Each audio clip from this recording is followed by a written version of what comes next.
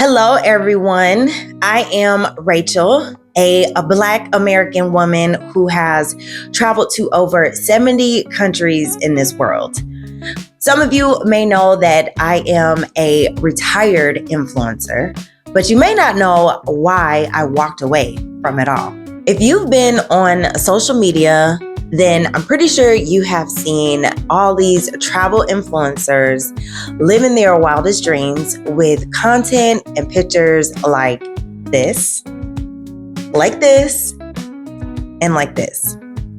But what if I told you that your favorite influencers aren't really living the dream that you think they are?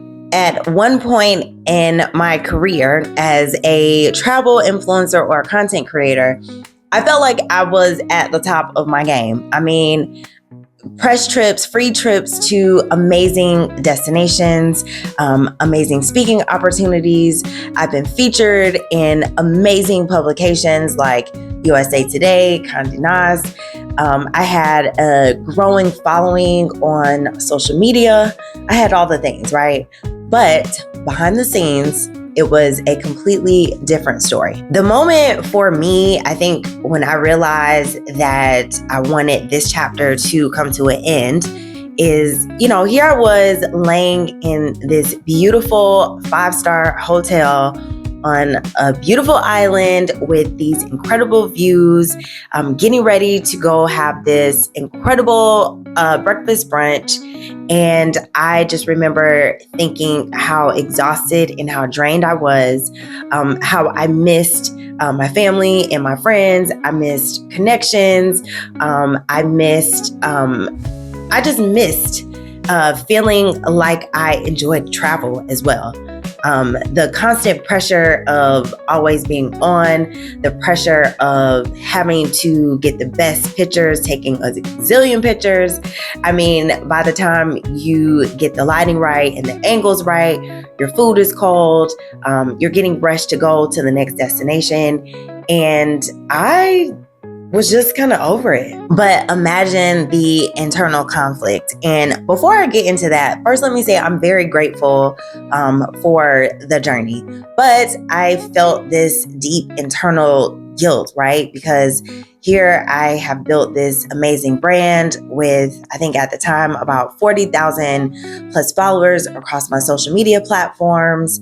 I had built this lifestyle that many people envied. I'm traveling every month. I am, meeting incredible people, some amazing celebrities. So how do I just walk away from this thing that I built from the ground up, by the way? And I was struggling. Like, do I push through or do I just walk away? I ended up having this amazing heart-to-heart conversation with a good friend and mentor of mine. And she asked me, Rachel, are you happy? And if I'm being honest, even to this day, thinking about that question kind of, tightened up my chest, just thinking about the thoughts about the conversation at the time, because that was probably one of the first times that I could openly, freely, in a safe space, admit that I was not happy, that I was burnt out, that I also felt the pressure of being on social media, having to always look a certain way, say a certain thing, having to always be on. It was just becoming too much. And once I said that I wasn't happy and I was able to process that information, I had to make a decision. So as I'm in this internal place of trying to make a decision, let me also remind you guys that I was living in Johannesburg, South Africa. Check out the details in the description box for those videos. But I was living in South Africa, and I just knew that giving up this career as a travel influencer would not only affect my lifestyle, but it would affect my friends. It would affect my income. Okay, so there was a lot of decisions that I had to make, but I didn't have to make a decision because y'all not gonna guess what happened to me. I didn't even have to make a decision. Guess what happened? So what had happened was I ended up getting hacked. And not only did I just get hacked on my Instagram account that had over 40,000 followers at the time, but the hackers somehow got my phone number and messaged me on WhatsApp, tried to extort me for an insane amount of money. It was super crazy. But in the midst of all of that, I could have gone through these different processes of trying to regain my account. But deep down, I kind of felt like this was, God essentially answering my prayer, right? I wanted to make a decision. I didn't want it to be that swift. You know what I mean? I wanted to transition out of it, right? Like I had some ideas and some plans, but my account got hacked. I didn't fight it and I just allowed it to be what it was. However, that left me in a position of, damn, it wasn't supposed to be like that. So now what do I do? Now, mind you, at the same time, the global pandemic was happening. So honestly, I just really let it go. It was so many more things going on in the world on a global scale that I just figured that me losing my account or closing the chapter of who I used to be as an influencer was just a part of, being swept away with a lot of other things. And what I did discover about myself during that time, I lived in Mexico during the pandemic, but what I discovered is just new things about myself, new curiosities. I was able to reconnect with old friends and deepen those relationships. I was able to make new friends. I was able to heal my mind, my body, my heart, my soul in ways that I never thought I could do. And the one thing that I realized is how burnt out I was, not only from traveling, but also from being on, from being seen.